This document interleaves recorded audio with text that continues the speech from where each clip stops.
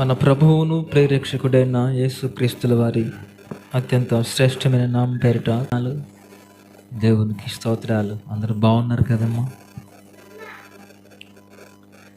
Semi Christmas new year సంతోషంగా సమాధానంగా ప్రభు కృపలో ముగించాడు. ఎటువంటి ఆటంకాలు అవరోధాలు లేకుండా గ్రామంలో సమాధానంతో అన్నీ ముగించాడు. మీరు ఎంతగానో సహకరించారు, మీరెంతగానో దేవుని కొరకై మీ కష్టార్జితంలో నుంచి మీరు దేవుని కొరకై అందించారని నాకు తెలుసు. ఒకవేళ నాకు తెలిసినా తెలియకపోయినా ఆకాశమున దేవుడికి శ్రేష్టంగా సుస్పష్టంగా చూస్తూనే ఉంటాడు. హల్లెలూయా. అంటే ఎందుకు ఈ మాట చెప్తుందంటే, మీరిచ్చే ఏ ఒక్క రూపాయి వృధాగా పోదు. ఒకవేళ నేను మర్చిపోయినా, ఇంకొకళ్ళు మర్చిపోయినా ఆకాశమున్న దేవుడు మీరిచ్చిన ప్రతి రూపాయికు అంతకంత దేవుడు మీ కుటుంబాల్లో అనుగ్రహించును గాక. కాబట్టి మమ్మల్ని ఎవరు గుర్తించలేదని అనుకోవద్దు. దేవునికి తెలుసు ఎవరు ఇచ్చింది, ఎవరు ఉంది. ఒకవేళ మనిషిని కాబట్టి నాకు తెలియకపోవచ్చు, కానీ దేవుడు చూస్తుంటాడు. కాబట్టి మీరు అందరు ఇచ్చారు, నా సంగతి తెలుసు నాకు. మీరు ఇలాగా కొనసాగించి సహకరించాలని ప్రభు ప్రేమను బట్టి మీకు తెలియపరుస్తున్నాను. కొద్ది నిమిషాలు దేవుని యొక్క వాక్యాన్ని మనం ధ్యానం చేసుకుందాం. ఒక సహోదరి గురించి మనం ఈరోజు ధ్యానం చేసుకుందాం. బైబిల్ గ్రంథంలో లుదియా అనబడిన ఒక స్త్రీ మనకు కనపడుతుంది. ఎవరు? లుదియా. అపోస్తల కార్యంలో 16వ అధ్యాయము 13-14 మాటలు చదవండి. అపోస్తల కార్యములు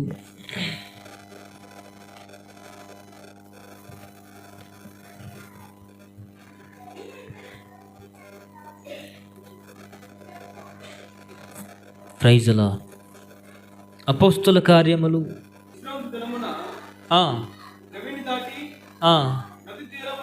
నదీ తీరమున అక్కడికి వచ్చి కూర్చుండి కూడి వచ్చిన స్త్రీలతో మాట్లాడుచుంటిమి.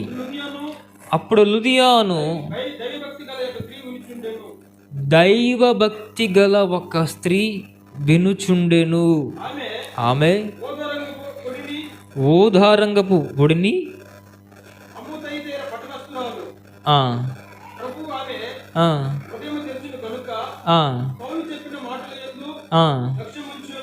లక్ష్యముంచెను. సముద్ర తీరాన పౌలు గారి బోధ విని లుదియా హృదయం తెరువబడి తన ఇంటికి రక్షణ తెచ్చినది. ప్రభునే ఆరాధించి తన ఇంటికి రక్షణ తెచ్చినది. సువాసన సువాసన ఇల్లంత సువాసన. ఆరాధన దైవారాధన ఆత్మీయాల వాసన. ఆరాధన దైవారాధన ఆత్మీయాలాపన. ఆ భోజన బంతిలో సీమోను ఇంటిలో అభిషేకం చేసినది అత్తరుతో యేసయ్యను. ఆ భోజన బంతిలో సీమోను ఇంటిలో అభిషేకం చేసినది అత్తరుతో యేసయ్యను. కన్నీలతో పాదాలు కడిగింది, తన కురులతో పాదాలు తుడిచింది. కన్నీలతో పాదాలు తుడిచింది, తన కురుల సువాసన ఇల్లంత సువాసన.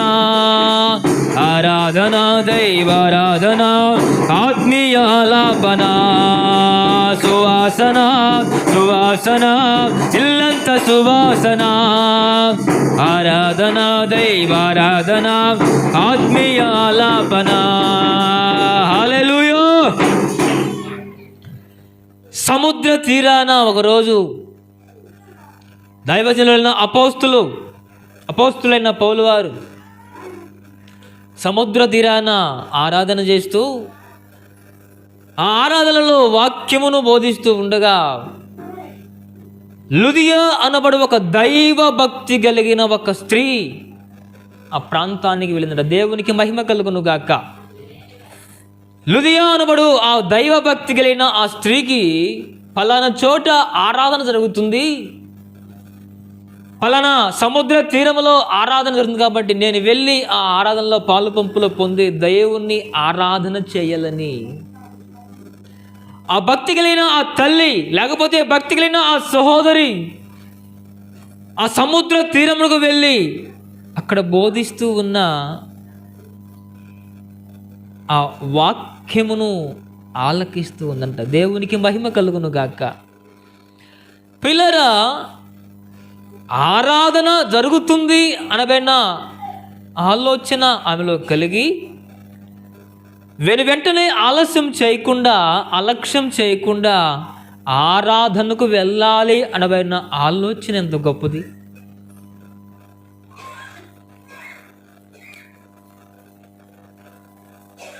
దేవుని ఆలయంలో ఆరాధన ప్రారంభించారు సేవకులు వచ్చి. దేవుని మందిరములో ప్రార్థన ప్రారంభించారు సేవకులు వచ్చి. త్వరపడి మన పనులను ముగించుకొని దేవుని ఆలయానికి వెళ్ళాలి, ప్రభువుని వారితో కలిసి మనము కూడా ఆరాధించాలి అనబడిన ఆలోచనలు ఎవరికైనా ఉన్నాయా? వాళ్ళు వాడుకొని లేక మనం సామాన్లు తోముకొని పోదాము, వాళ్ళను వాడుకొని యొక్క మనం వంట చేసుకొని పోదాము. ప్రియులారా, సమాజంలో, దేశంలో ఎందరో వ్యక్తులు, ఎందరో స్త్రీలు మనకు కనబడుతూ ఉన్నా లుదియా అనబడు దైవ భక్తి కలిగిన ఒక స్త్రీ అక్కడ వాక్యము వినుచూ ఉండెను అని దేవుని వాక్యంలో గ్రంథస్థం చేయబడి ఉంది. అంటే ఆమెలో ఉన్న ఆ భక్తి, ఆమెలో ఉన్న ఆ ఆతృత, ఆమెలో ఉన్న ఆ వైరాగ్యము, ఆమెలో ఉన్న ఆ భక్తి సుగుణాలు దేవుడు చూశాడు. కాబట్టి బైబిల్ గ్రంథంలో ఆమె పేరును సువర్ణ అక్షరాలతో లిఖించబడి ఉంది. దేవుని ఆలయంలో ప్రార్థన ప్రారంభించిన వెంటనే నీకు ఎన్ని పనులు ఉన్నా, ఎన్ని అవసరాలు ఉన్నా, ఎన్ని ఎకరాలు ఉన్నా, ఇది దేవుని రోజు, ఇది దేవుని దినము, దేవుని కొరకై ప్రతిష్ఠించ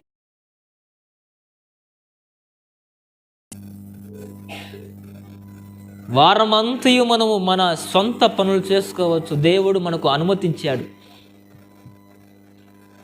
వారంలో 7 పనులైనా చేసుకోండి, మీరు ఎన్ని అవసరాలైనా మీరు చేసుకోండి.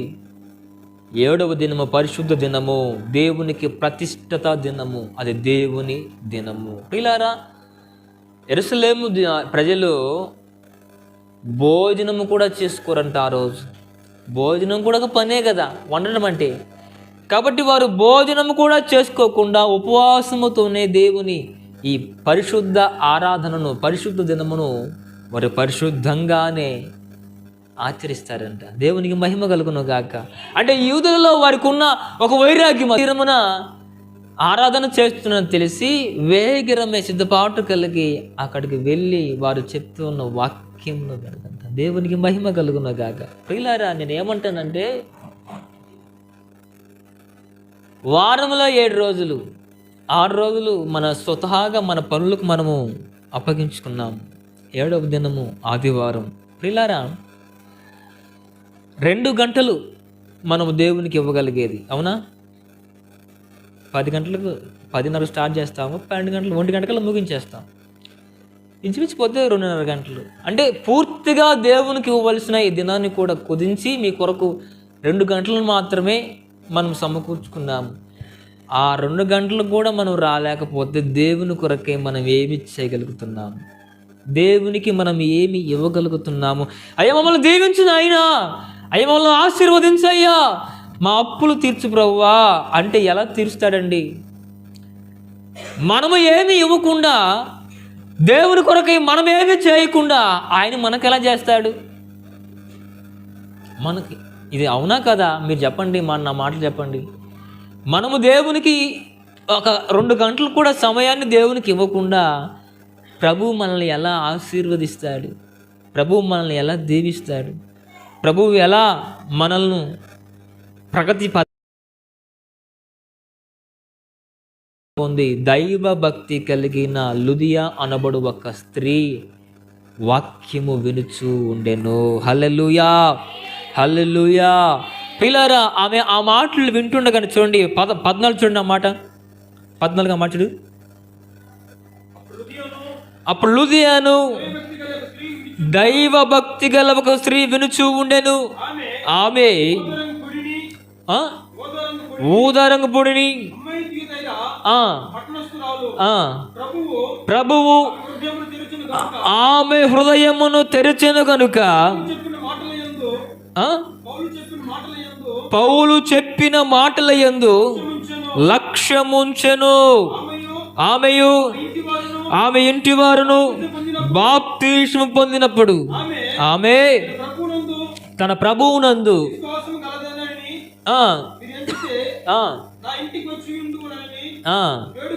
వేడుకొనిను మమ్ములను బలవంతము చేసేను. ప్రియులారా, దైవ సేవకుడు వాక్యమును బోధిస్తూ ఉండగా ఆమె దైవభక్తి కలిగిన ఆ స్త్రీ ఆ మాటల వైపే తన హృదయాన్ని లక్ష్య పెట్టిందంట. దేవునికి మహిమ కలుగును గాక. ఆలయానికి వచ్చిన ఆమె, ఆరాధనకు వచ్చిన ఆమె మనసు ఎటో మళ్లించకుండా తన మనసును, తన మైండ్ను ఎక్కడో ఇంట్లో పెట్టి వాక్యము తట్టు ఆమె మనసును పెట్టిందంట. మరి వెంటనే దేవుడు ఆమె హృదయాన్ని తెరవగా ఆమె ఆ వాక్యము ఆమె హృదయానికి వెళ్ళి ఆమెకు మారు మనసు కలిగింది. హల్లెలూయా. అంటే దీన్ని బట్టి మనము ఏం తెలుసుకోగలగాలంటే, వాక్యం బోధిస్తున్నప్పుడు సేవకులు నాతోనే మాట్లాడుతున్నారు, సేవకుడు నా కొరకే మాట్లాడుతున్నాడు, సేవకుడు కాదు దేవుడే నాతో స్పష్టంగా నాతో మాట్లాడుతున్నాడనే వాస్తవాన్ని మనం గ్రహించగలిగి వాక్యము వైపే మన శ్రద్ధాశక్తి నిలపగలగాలి. కొందరు అంటారు, ఓ రోజు తల్లి చర్చిలో కూర్చుందంట, సేవకుడు హల్లెలూయా అన్నాడంట. ఆయన అన్నాడంట ఆ రోజు హల్లెలూయా. ఆమె నిద్రపోయి గబుక్కుని లేసి హల్లెలూయా హల్లెలూయా అంటుందంట. ఆమె మొత్తానికి ఆ సేవకుడు ఏం చెప్పాడంటే,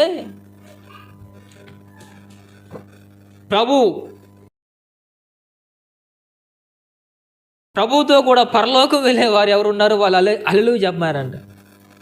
అంటే ఏం చెప్తున్నాదో కూడా ఆమెకు అర్థం కాలేదు.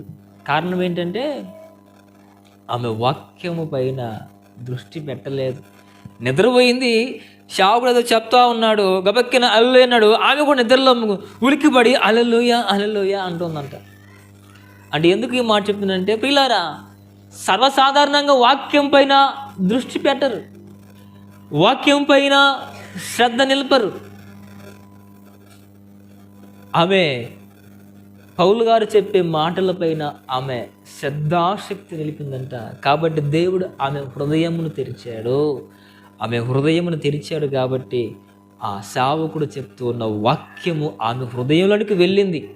ఆమె హృదయంలోనికి వెళ్ళిన తర్వాత ఆమె ఇంటి వారందరూ బాప్తిస్మం పొందారంట. హల్లెలూయా. ఆమె ఇంటి వారు అందరూ బాప్తిస్మం పొందినట్లుగా దేవుని వాక్యం సెలవిస్తా ఉంది. కొందరు ఎలా ఉంటారంటే, బాడీ ఇక్కడ ఉంటుంది, body is present, mind is absent. అవునా? శరీరం మాత్రం కూడా కూర్చుంటాము, మనసు ఎక్కడో ఆలోచన చేసి చుట్టూ ఆ పని ఆగిపోయిందే, పిల్లలు ఇలా బయట ఉన్నారే, పిల్లోడు బయటికి పోయాడే, ఈయన దాగి వస్తాడేమో, ఆయన గోల పెట్టుకుంటాడేమో, తాగి ఆడబడతాడేమో. సమాజంలో ఇటువంటి కొనసాగుతుంటుంది సమాజంలో. అవునా కదక్క? అబద్ధమా? అంటే నేను తప్పుపట్టను ఈ విషయం నేను ఎప్పుడు తప్పు, ఎందుకంటే మీ బాధలు అలాంటివి, మీ సమస్య అలాంటివి, నేను కాదన్న విషయాన్ని గురించి బట్టిన బాధ, కుటుంబ ఆర్థిక ఇబ్బందులను బట్టి మీ సమస్య, అది నేను తప్పుగా చెప్పలేను. ఎందుకంటే ఎవరి సమస్య వాళ్ళకు ఉంటుంది, ఎవరి బాధ వాళ్ళకు ఉంటుంది. పిల్లలకు ఆరోగ్యం బాగాలేకనో, భర్తకు ఆరోగ్యం బాగాలేకనో, అప్పుల సమస్యలు, లేకపోతే తాగుబోతు భర్తతో భరించలేకనో, అలివిగాని మిడిమేళ పిల్లలతో భరించలేకనో, అంటే వారి మనసంతా వాళ్ళపైనే ధ్యాసలో ఉంటుంది. నేనేమంటున్నా పిల్లారా, దేవుని ఆలయానికి వచ్చినాక దేవుని ఆలయంలో సమస్యలన్నింటినీ పక్కన పెట్టేయండి, మీ ఇబ్బందులన్నింటినీ పక్కన పెట్టేయండి, దేవుని పైన అనుకోండి, దేవుని పైన మీ భారమంతా మోపేయండి, దేవుని పైన మీ భారమంతా మోపండి. దేవుడే మిమ్మల్ని ఆదుకొనుగాక. మీ మనసు దేవుని వాక్యంపై లక్ష్యం ఉంచండి. దేవుని ఆలయానికి వచ్చిన తర్వాత ఈ చింతలన్నిటి పక్కన పెట్టేయండి, దేవుని వాక్యాన్ని వినండి. దేవుడే మిమ్మల్ని బలపరచునుగాక. ఓ రోజు ఒక ముసలామె ఎండలో ఒక పెద్ద మూట మోసుకొని పోతూ ఉందంట. పెద్ద మూట మోసుకొని పోతా ఉంటే ఒక సేవకుడు కారులో పోతూ, అయ్యో ముసలామె ఎండకు నడిచిపోతుంది పాపం తల్లి అని కారు ఆపి, అమ్మా కారు ఎక్కు తల్లి అంటే ఆమె కారు ఎక్కిందంట. ఆ మూట తీసుకొని కారు ఎక్కిందంట. కారు ఎక్కి ఆ మూట ఉంది కదమ్మా, ఆ మూట సేవకుడు చూసి, అదేంటమ్మా కారు ఎక్కేవు కదా, ఇప్పుడు దాకా ఎండలో మోసుకుంటూ వచ్చావు, ఏసీ కారు ఎక్కేవు కదా తల్లి, ఆ మూట తీసి కుర్చీలో పెట్టుకోమ్మా, నువ్వు ప్రశాంతంగా కూర్చో తల్లి అన్న సేవకుడు. నా మూటను కూడా నువ్వు మోయిపోతామయ్యా, నా మూట నేనే మోసుకుంటలేయ్యా అన్నదంట ఆ ముసలామ. అంటే మీకు అర్థమవుతుందా? కారులో ఎక్కిన ఆమె ఇప్పుడు ఈ నెత్తిపై ఉన్నా కూడా ఆ మూట కారు మోయాలి కదండి. అంటే ఆమెకు ఆ విషయం తెలియక కారులో ఎక్కిన తర్వాత మూట ఎక్కడేస్తే ఏముంది, కారే కదా మోసేది, పక్కన పెట్టచ్చు. కానీ కారులో ఎక్కి కూడా ఆమె నా బరువు నేనే మోసుకుంటున్నట్లుగా ఆ మూటను నెత్తిని పెట్టుకుంటుందంట. ఎందుకు ఈ మాట చెప్తుందంటే, దేవుని ఆలయానికి వచ్చిన నీవు నీ బరువు నువ్వు మోసుకోవాల్సిన అవసరం లేదు. నీ బరువు దేవుని పైన మోపండి, మీ మనసును దేవుని వైపు లక్ష్య పెట్టండి. దేవుడే మీకు సహాయము చేయనుగాక. హల్లెలూయా. చూడండి 16-15 చూడండి, 16-15.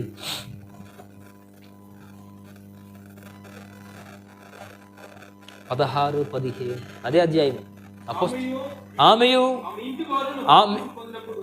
ఆమెను ఆమె ఇంటి వారు బాప్తీసం పొందారు. చాలు.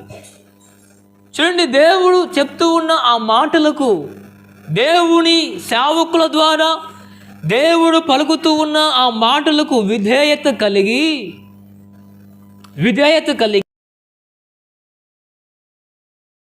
వెంటనే బాప్తిస్మం పొందినట్లుగా దేవుని వాక్యంలో గ్రంథస్థం చేయబడి ఉంది. Praise the Lord. నేను ఒకరోజు 2013 అనుకుంటా, 2013 సంవత్సరము. నేను చర్చికి అసలు ఎప్పుడు పోనండి. చర్చికి వెళ్ళే ఆనవాళ్ళు కూడా నాకు కనపడవు. ఏంటక్క? చర్చికి నేను ఎప్పుడు వెళ్ళేవాడిని కాను. ఆమె తలపైకెత్తండి. ఒకరోజు దయన్న గారు, నతనల్ పాస్టర్ గారు బాప్తీసాలు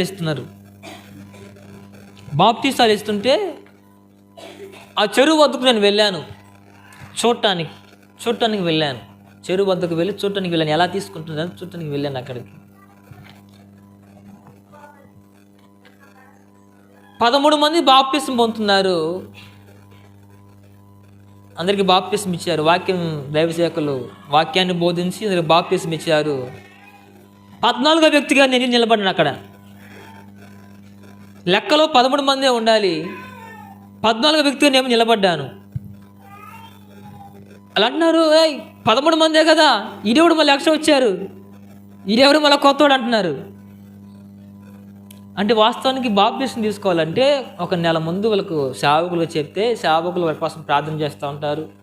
వాళ్ళు ఉపవాసం ఉండి వాక్యం ఎదుగుతూ కొన్నాళ్ళు బాగా ఆరాధనలో పాల్పొందిన తర్వాత వాళ్ళు మంచి మారు మనసు పొందారు, పర్వాలేదు అనుకుని వాళ్ళకు అనిపిస్తే బాప్టిజం ఇవ్వచ్చు, అనిపిస్తేనే బాప్టిజం ఇస్తారు, లేకపోతే ఇవ్వరు.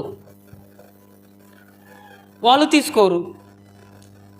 సిద్ధపడ్డారు 13 మంది, నేను 14వ. నేను వెళ్ళి నిలబడ్డాను నాకు బాప్టిజం ఇవ్వమని. ఆయన అన్నాడు, నువ్వు చర్చికే వచ్చేది లేదు, నీకు ఎలా బాప్టిజం ఇవ్వాలి బాబు అన్నాడు ఆయన. నేను ఇప్పుడు ఈ వాక్యాన్ని విన్నాను, నాకు మారు మనసు వచ్చింది, నేను ప్రభువు కోసం రోషం కలిగి జీవిస్తాను, ఇచ్చేయండి అన్నారు ఆయన అందరూ. నేను వెళ్ళి బాప్టిజంకి ఇంటికి వచ్చాను. ఇంటికి వస్తే మా పాస్టర్ నాతో గొడవ పెట్టుకుంది, నువ్వు ఎట్ట బాప్టిజం తీసుకుంటావు నన్ను అడగకుండా, ఒకవేళ నువ్వు నాకు ముందు కనుక చెప్పుంటే నీకు తెల్ల వస్త్రాలు పళ్ళు ఫలాలు నీకోసం నేను కానుక తెచ్చేవాడిని కదా, నాకు చెప్పు నువ్వు ఎట్ట బాప్టిజం తీసుకుంటాను కొన్నాళ్ళు మంది గొడవ పెట్టుకుంది. అంటే బాప్టిజం అనేది నేను అంటాను, బాప్టిజం అనేది సిద్ధపాటు కలిగి సిద్ధపడాలని కాదన్ను, ఏదో సమయం రావాలి, వయసు రావాలి, కొన్నాళ్ళు ఆగాలి, ఇంతలేక అక్కర్లేదు అనేది విషయం కాదు. ఆ రోజు ఏ సిద్ధపాటు లేకుండా, ఏ మాటలు లేకుండా, ఏ వాక్యము లేకుండా వెంటనే ఒక్క క్షణంలో నేను వెళ్ళి బాప్తిజం పొంది ఈరోజు సేవకుడుగా మీ మధ్య నిలబడి మీకు వాక్యాన్ని నేను బోధిస్తూ ఉన్నాను. ఇప్పుడు ఇలా దేవుని వాక్యం సెలవిస్తూ ఉంది, నేడే మిక్కిలి అనుకూలమైన సమయము, ఇదే రక్షణ దినము. ఎన్నో ఏళ్ళుగా వాక్యాలు వింటూ ఉన్నారు, ఎందరో సేవకుల ద్వారా వాక్యాలు మీరు వింటూనే ఉన్నారు, వాక్యాలను ఆలకిస్తూనే ఉన్నారు. కానీ ఎంతమంది మారు మనసు పొందారు, ఎంతమంది బాప్తిజం పొంది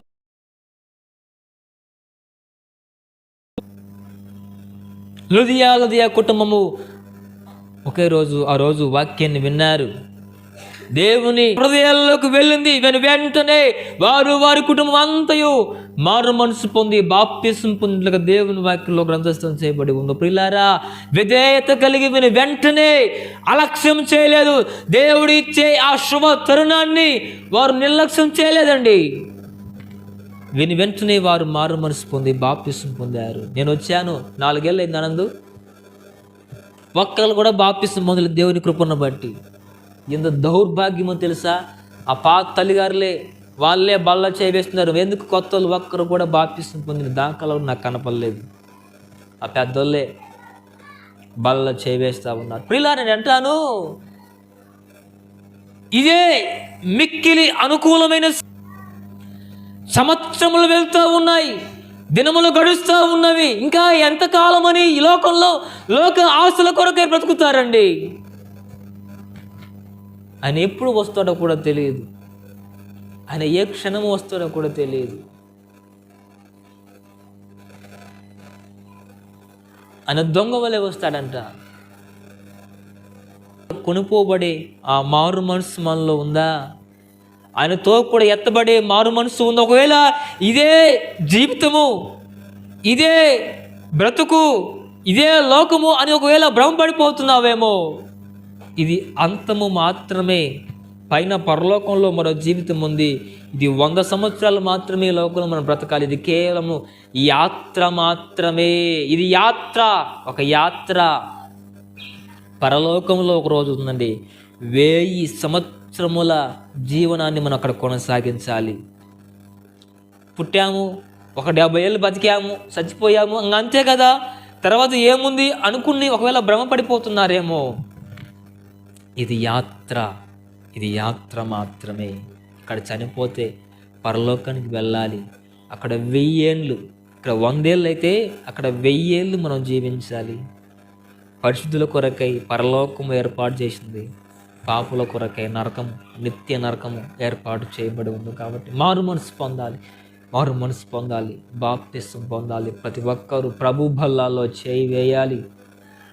లుదియా వాక్యాన్ని వినిందండి, వాక్యాన్ని వినింది, దేవుని వాక్యం పట్ల మనసును ఉంచింది.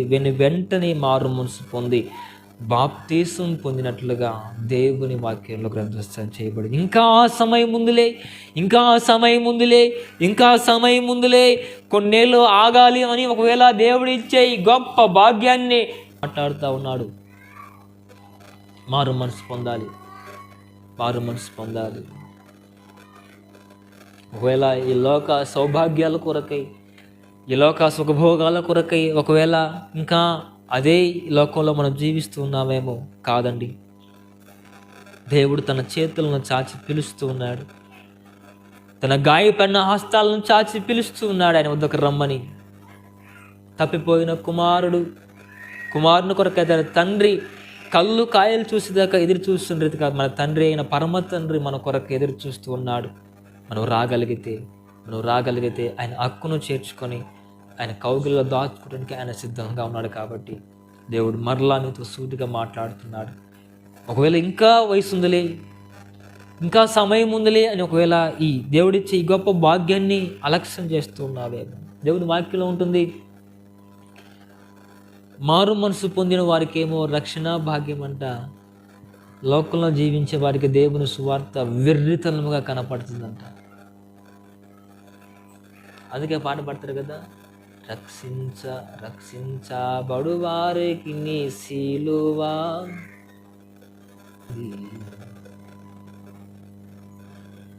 ప్రియులారా,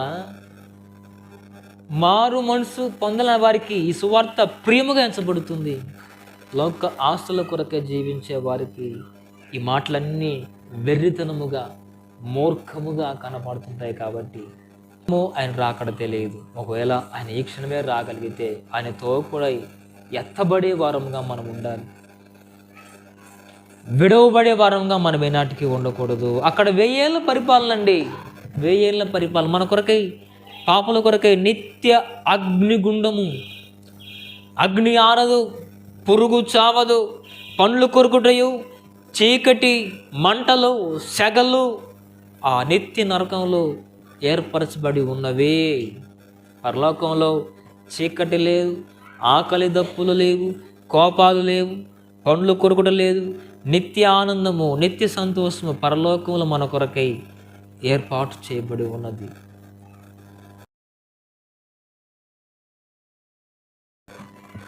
ఇటు వెళితే పరలోకము, ఇటు వెళితే నరకము. మీ చాయిస్, మీ అభిప్రాయం. ఇటు వెళ్ళాలని మీరు నిర్ణయించుకుంటారు. ఒకవేళ ఇంకా బాప్తిసం పొందకపోతే, ఇంకా మారు మనసు పొందకపోతే ఈ మాటలు నీ కొరకే, ఇంకా నీ కొరకే ప్రభు సెలవిస్తూ ఉన్నాడు. నీతోనే ప్రభు సూటిగా మాట్లాడుతున్నాడు. దయచేసి మారు మనసు పొందండి, ప్రభు బల్లాలో పాల్పొందుటకు మీరు సిద్ధపడండి. దేవుని ప్రేమను బట్టి మీకు తెలియపరుస్తున్నాడు. హల్లెలూయా. చూడండి మన మాట అపోస్తలుల 40 చూడండి, 40 వచనం చూడండి, 16వ అధ్యాయం 40 వచనం.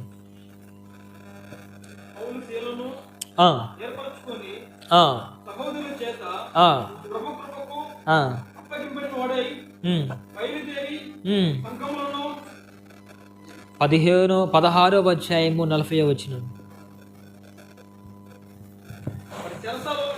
వారు చెరసాలలో నుండి వెలుపలకు వచ్చి లుదియా ఇంటికి వెళ్ళిరి.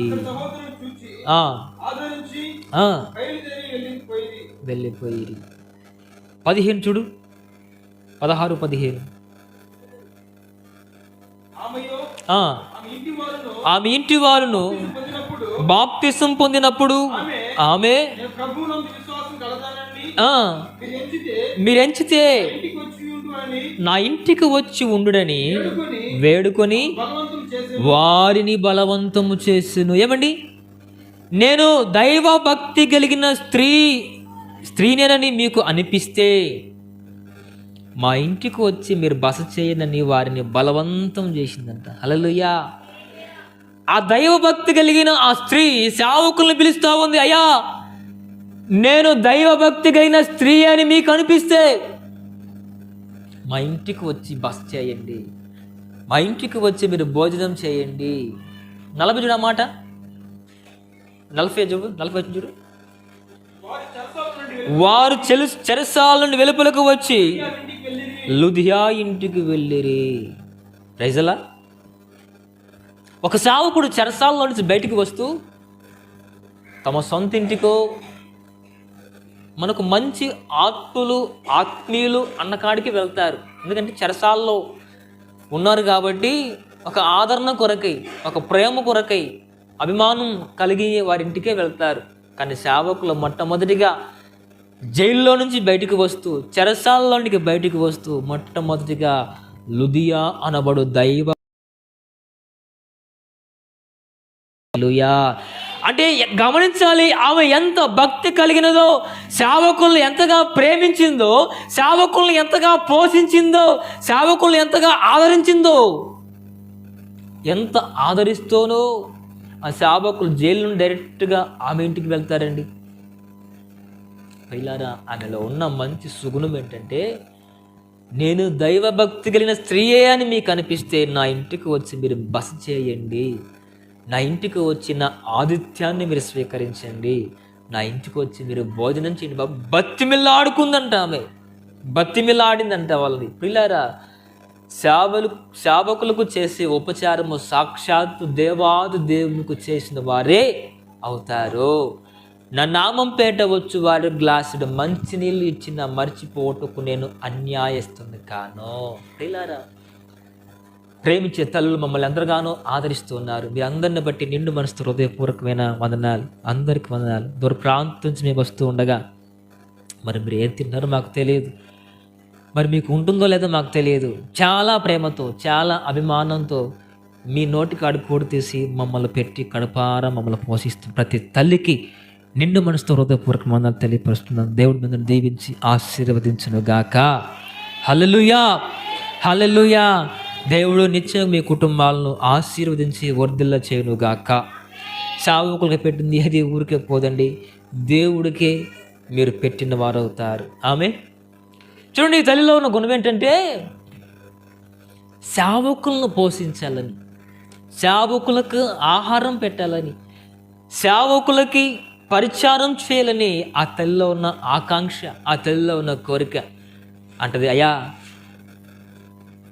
మీరు నా ఇంటికి ఊరికే రావద్దు, నేను భక్తి కలిగిన దాననే అని మీకు అనిపిస్తే, నాలో దైవ భక్తి ఉంది అని మీకు అనిపిస్తేనే నా ఇంటికి రండి బాబు అంటూ వారిని వేడుకుందండి, బ్రతిమిలాడుకుందంట. సేవకులకి ఉపచారం చేసే దైవ భక్తి కలిగిన స్త్రీ. ప్రియులారా, ఒక మాట చెప్పగలను ధైర్యంగా, దేవుని సన్నిధిలో సాక్షిని ఈ మాట చెప్పగలను. పలుమార్లు చెప్పాను, మరలా చెప్పాను.